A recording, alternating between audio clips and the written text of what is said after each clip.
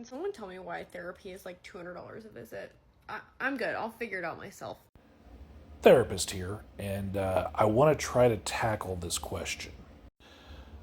My first instinct is to just work the math backwards and say that anybody who has gone through the years of education that I have and gone through the process of getting a license to practice deserves to make a livable wage. And when I say a livable wage, I say deserves to make enough to afford the cheapest house in the same city where they work, which for me would be about a $500,000 house, 500,000. That's about the lowest price you can find for any house in this metro area. And that means I would have to make around $150,000 a year to qualify for a mortgage for that house, right? And so I believe that after working that hard to get to this level, that I am worth it. And many of my clients who keep coming back for more sessions, they also believe in my worth. I decided to value myself, right? I tell my clients that they also need to know their own value. But let me break this math down just a little bit further before I get into anything like that. So if you were to take $200 a session and say that somebody only works 48 weeks per year and they take 4 weeks of vacation unpaid, that breaks down to 15 or 16 clients per week. Now, that's FaceTime hours, and if we're doing this math the way I just did, we're assuming that those are 1 hour sessions, which for $200 sometimes that's a longer session depending on the clinician, but depending on the modality used, right? So I'm just saying that's a 1 hour session. For every FaceTime hour that we do for work as therapists, just trust me that there is an additional hour of marketing, paperwork for insurance companies, calling people's probation officers, collaborating with other clinicians. There's another hour worth of work for every FaceTime hour that we do.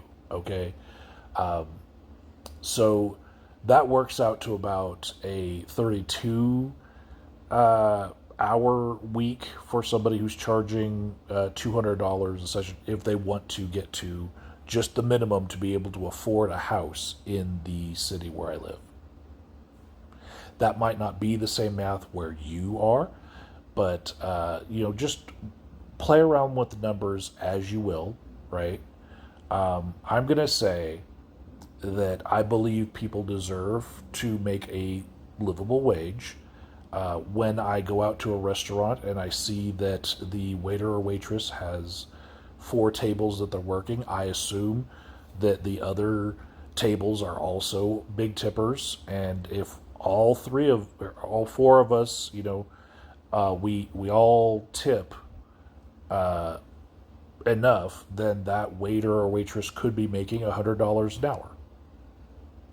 If each of us leaves a $25 tip on 4 tables, and we all eat for just an hour and then leave and don't, just take up space, then if the place is full and keeps the people coming, then that waitress has a chance to make $100 an hour. And I think that she's worth it, right? I tip my barber more now than the haircut costs because I know the cost of living here in America has far exceeded what people are being paid. Okay? Wages are stagnant and the cost of living keeps going up. I recognize this. And the short answer to your question is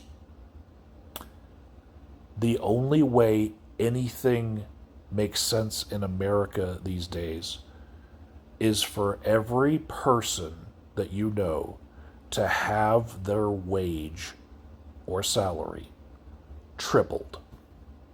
That's the only way everything makes sense because the cost of everything has gone up so much, but wages have been stagnant for so long. You just have to take whatever everyone's making, triple it. And if you see that somebody actually raised their rates to the point where they can actually live in America comfortably, don't hate on them.